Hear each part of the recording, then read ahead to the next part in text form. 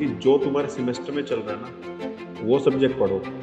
इससे क्या होगा कि वो तो द बेस्ट स्ट्रेटेजी इज कि अगर आप एक थर्ड ईयर के स्टूडेंट हो, तुमने थ्योरी कर ली है, लेक्चर्स देख लिए, नोट्स बना लिए, रिवाइज कर लिया, ठीक है, बट उन कॉन्सेप्ट्स की एप्लीकेशन जो है कंसिस्टेंट होना बहुत जरूरी है।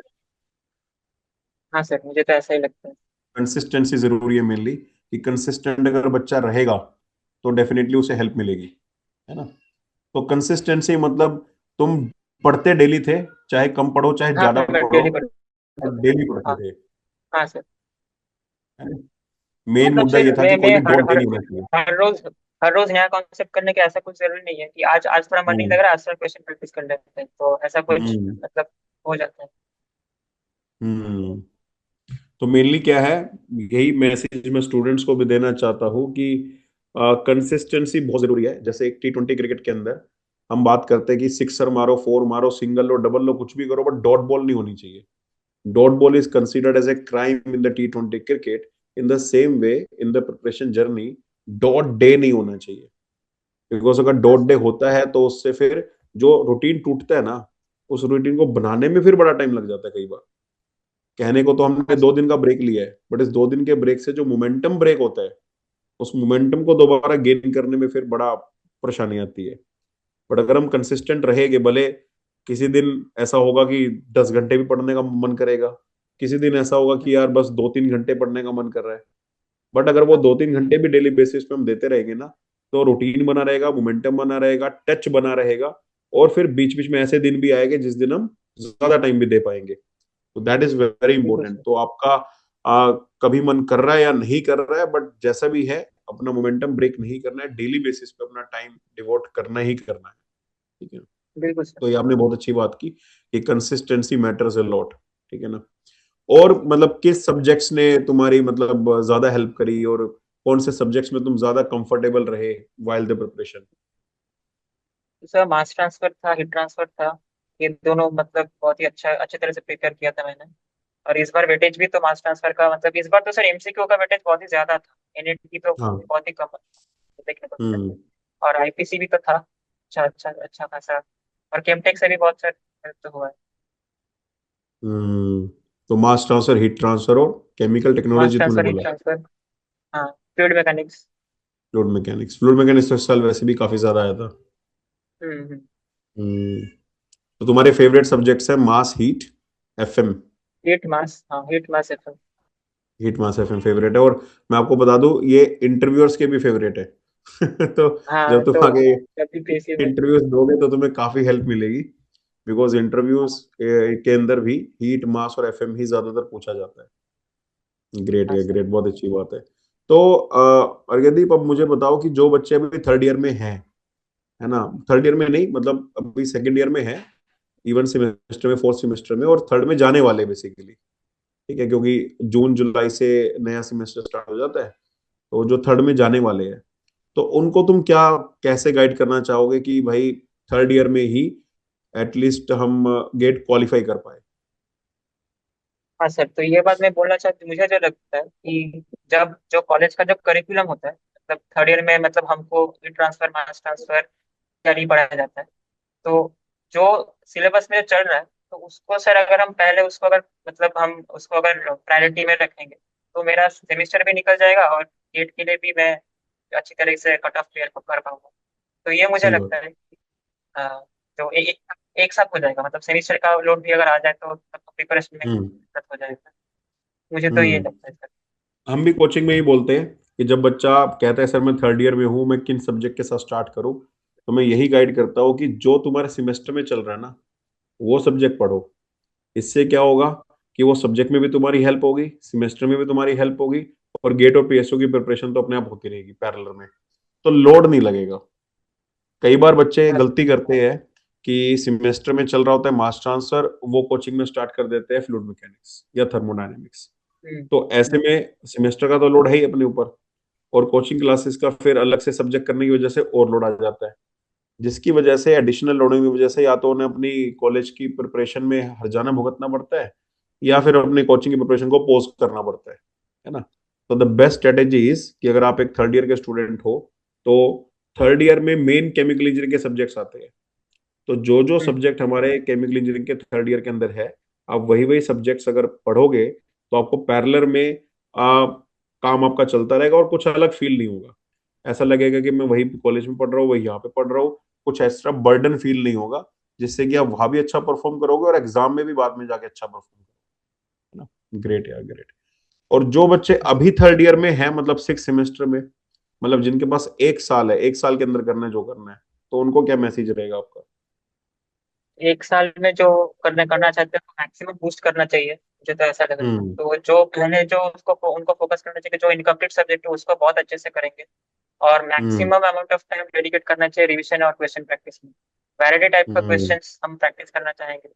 और पहले तो और जो मोस्ट इंपॉर्टेंट है वो गेट के पीआईक्यूज, गेट के पीआईक्यूज तो सही लगाने बात ही है। लगते। सही बात है। तो सब्जेक्ट वाइज पीआईक्यूज हो गया, या फिर मतलब फुल पेपर हो गया, या मेरा हम्म। 2010 का हो गया, 2015 का हो गया, पूरा पेपर एक साथ लगाए, टाइम टाइम के साथ, 3 3 आवर्स के साथ। और या तो फिर मतलब सब्जेक्ट वाइज का जो मास ट्रांसफर का जो पीआईक्यूज होता है 10 इयर्स का, वो लगा लें, या हम्म। फिर ट्रांसफर का जो पीआईक्यूज 10 इयर्स का, वो लगा लें। तो हम्म। ये तो होना चाहिए।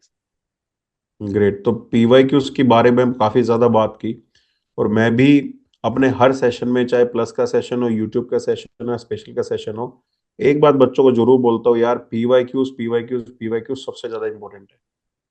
मतलब हाँ मैं सर। हर सेशन में बोलता हूँ कि कम से कम 3 बार, 4 बार, 5 बार तो पीवाईक्यूज लगाओ ही लगाओ। क्योंकि जब तक तुम पीवाईक्यूज नहीं लगाओगे ना, तब तक तुम्हें एक्चुअल में नहीं पता लगेगा गेट में कैसे क्वेश्चन पूछे हाँ जाते हैं, सर। है ना। तो that is very very important. In fact PYQs, आज हमारे लिए पीवाईक्यूज है, बट वो भी तो किसी साल एग्जाम था ना। लाइक अभी हाँ 2026 का एग्जाम हुआ, अभी 2027 वाले बच्चों के हाँ। लिए पीवाईक्यू है। बट पीआईक्यू 26 है, वालों के लिए तो भाई ये दी डे एग्जाम था ना ये। वही तो तो मेन अगर हम एग्जाम उस, था। हाँ मेन एग्जाम था, तो अगर हम उस तरह से एग्जाम को, पीवाईक्यू को ट्रीट करें ना कि मेन एग्जाम है ये हमारे, तो हम्म। बच्चे ज्यादा सीरियसली इसको ले पाएंगे। बच्चे पीवाईक्यू को सीरियसली लेते नहीं है। मैं कई स्टूडेंट से मेरी बात होती है, वो कहते हैं, मैं पूछता हूँ कितने सब्जेक्ट्स हो गए सर? हीट हो गया, मास हो गया, एफएम हो गया, वो हो गया। मैं कहा अच्छा, पीवाईक्यू कर लिए? नहीं सर, पीवाईक्यू तो नहीं किए अभी। अरे तो काहे का सब्जेक्ट हो गया तुम्हारा? फिर कहाँ सब्जेक्ट हुआ? तुमने थ्योरी कर ली है, लेक्चर्स देख लिए, नोट्स बना लिए, रिवाइज कर लिया, ठीक है, बट उन कॉन्सेप्ट्स की एप्लीकेशन जो है, क्वेश्चंस, पीवाईक्यूज हमारे, जब तक वही नहीं सोल्व करोगे तब तक सब्जेक्ट कंप्लीट थोड़ी माना जाता है। तो इस प्लेटफॉर्म ये पे तो मैं सर। सभी बच्चों को मैसेज देना चाहता हूँ कि सिर्फ लेक्चर्स देखकर, नोट्स बनाने से, रिवाइज कर लेने से सब्जेक्ट कंप्लीट नहीं होता है। जब तक आप पीवाईक्यूज नहीं करोगे, सबसे पहला टारगेट होना चाहिए चैप्टर वाइज पीवाईक्यूज करना, और उसके बाद आपको ईयर वाइज पीवाईक्यूज भी लास्ट में लगाने चाहिए। तो पीवाईक्यूज जब तक आप नहीं करोगे, तब तक आपका सिलेबस, मतलब वो सब्जेक्ट कंप्लीट नहीं माना जाएगा। हाँ, जब ये तो आपने सर। नोट्स अच्छे से बना लिए, रिवाइज अच्छे से कर लिया, 3 4 बार आपने रिवीजन कर ली, 3 4 बार आपने पीवाईक्यूज कर लिए, जो प्रैक्टिस सेशंस हम लेते हैं वो भी आपने कर लिए, तो then your subject is complete. तो हम मान सकते हैं कि आपका कंप्लीट है। बट अदरवाइज सिर्फ नोट्स बना लेना, it's not the completion of the subject. You need to do the PYQs also, so that is very very important. इस गेट एग्जाम के दौरान कई बच्चों का एग्जाम अच्छा नहीं गया होगा, है ना। ऐसे भी कई स्टूडेंट्स हो गए जो बहुत कम रैंक है या क्वालिफाई ही नहीं हो पाए, है ना। तो एनी मैसेज टू दो स्टूडेंट्स? सर मुझे तो लगता है कि एकदम दिन नहीं बैठना चाहिए, तो मतलब जो हो गया वो तो हो गया, और हमको फाइट बैक करना चाहिए। तो हम्म। 2027 को एकदम फुल टारगेट करना चाहिए, जो हो गया उसे भूल जाना चाहिए, और एकदम पूरा हम्म। दम से मेहनत करना चाहिए। हम्म। और मैं इसमें ये भी एक बात ऐड करना चाहूंगा, आप बताना आपका पॉइंट ऑफ व्यू क्या है, कि जिन बच्चों का क्वालिफाई नहीं हुआ या बहुत ही ज्यादा रैंक है, मुझे ऐसा लगता है उन्होंने अपना 100% प्रिपरेशन अभी कंप्लीट ही नहीं की है। हाँ सर, वो क्योंकि तो होगा ही। मैं ये मान ही नहीं सकता कि एक बच्चा ऐसा जिसने कंप्लीट प्रिपरेशन कर लिया है, सब्जेक्ट उसको सब आते हैं, नोट्स उसने बना लिए हैं, पीवाईक्यूज उसने कर लिए है, प्रैक्टिस उसने कर ली है, फिर भी उसका क्वालिफाई नहीं हो रहा। मतलब मैं इस बात को नहीं मान ये सकता, तो बात है सर। हाँ ये तो बात है है। ना। तो कहीं ना कहीं प्रिपरेशन ही अभी कंप्लीट नहीं है। तो जब प्रिपरेशन ही कंप्लीट नहीं है तो फिर एक्सपेक्टेशन रखनी नहीं चाहिए। हाँ और सर। जब एक्सपेक्टेशन नहीं रखनी है तो फिर दुख नहीं होना चाहिए, है ना। तो अगर आपको दुख हो रहा है अभी कि भाई मेरा एग्जाम का अच्छा नहीं गया, रिजल्ट अच्छा नहीं आया, तो मतलब आपने एक्सपेक्टेशन रखी है। और एक्सपेक्टेशन हम्म। रखी है तो वो एक्सपेक्टेशन रखने का हक उसी बच्चे को है जिसने अपनी तरफ से अपना इनपुट दे दिया है पूरा, है ना, जिसने अपनी तरफ बिल्कुल सर। से कंप्लीट कर लिया है अपना प्रिपरेशन, जो जो टीचर ने जैसे जैसे होता है कंप्लीट कर चुका है, वो एक्सपेक्टेशन रखे। लेकिन अगर अभी भी आप कहते हो कि 50% सिलेबस कंप्लीट है, 50% कंप्लीट नहीं है, और जो कंप्लीट है भी उसमें से ये नहीं किया, वो नहीं किया, वो नहीं किया, लाइक बहुत सारे बच्चे आते हैं कहते हैं सर मास ट्रांसफर तो कर लिया, मास ट्रांसफर ना सर, लेकिन ह्यूमिडिफिकेशन छोड़ दिया हमने, एक्सट्रैक्शन छोड़ दिया, मेम्ब्रेन छोड़ दिया, हीट ट्रांसफर में कन्वेक्शन छोड़ दिया, रेडिएशन छोड़ दिया है, सीआरई में हमने सीआरई 2 छोड़ दिया है। तो भाई सब कुछ तो तुमने छोड़ दिया, तो कैसे तुम रैंक एक्सपेक्ट कर सकते हो? तो एक्सपेक्टेशन आप तभी तो रखो सब्जेक्ट जब जो करना है आपके, सर, सब्जेक्ट को पूरा कंप्लीट करना चाहिए मुझे, ऐसा नहीं कि हाँ सीआरई वन किया सीआरई टू छोड़ दिया ऐसा तो। एग्जैक्टली एग्जैक्टली, क्योंकि यू नेवर नो ना किस पार्ट में से क्या क्वेश्चन आने वाला है, क्या पूछा जाने वाला है, यू नेवर नो, हाँ वही सर। है ना। वो तो किस्मत के भरोसे छोड़ने वाली बात है कि जो पार्ट तुम छोड़ के गए तो उसी में ऐसा भी हो सिलेक्शन। सकता है मैंने सीआरई वन पढ़ के गया था, सीआरई वन से एक भी क्वेश्चन नहीं आया, सब क्वेश्चन सीआरई टू से आ गया, ऐसा भी तो हो बिल्कुल सकता बिल्कुल बिल्कुल, कुछ भी हो सकता है। तो वही चीज, किस्मत के भरोसे नहीं है। छोड़ना तो है, मेरा अपने भरोसे पे रहना है। और अपने भरोसे पे तब रह सकते हैं जब अपनी प्रिपरेशन कंप्लीट है। तो जिसका रैंक अभी अच्छा नहीं आया उनको मैं बस ये बोलना चाहूंगा, अपनी प्रिपरेशन कंप्लीट करो। और जैसा अर्ज्ञा ने बोला कि इस साल अगर तुम अपनी प्रिपरेशन कंप्लीट करते हो, डेफिनेटली हार्डवर्क करते हो, तो मेहनत करने वालों का रैंक आता है, इसमें कोई डाउट नहीं है। क्योंकि जो लेकर के आते हैं वो कोई एलियन थोड़ी ना होते हैं, वो भी तुम्हारे ही जैसे सब स्टूडेंट्स होते हैं। तो अगर ये लोग कर सकते हैं तो आप लोग भी कर सकते हो। It's just that you need to हाँ सर। Follow them. ठीक है, तो that's very very important. So it's been amazing to connect with you, Arya, and thank you many so many much sir. congratulations upon this thank you success. So much. I'm thank you very so very much. happy for you, and बस इसी तरह आगे grow करते रहो, बढ़ते रहो। और इस साल थैंक यू सो आपको मच। जो चाहिए, जो भी आपने माइंड में सोच रखा है, आप वहां पर जाओ, आपका वहां पे सिलेक्शन हो, यही मेरी तरफ से और अनअकैडमी की तरफ से आपको विशेष रहेगी। बाकी मैंने आपको टॉप 100 ग्रुप में ऐड कर दिया है ना। सो सर हम कनेक्टेड रहेंगे वहां पे, और जैसे भी आगे गाइडेंस श्योर सर। काउंसलिंग चाहिए होगी, so I am sure always sir. Available. ठीक है, थैंक यू सो मच।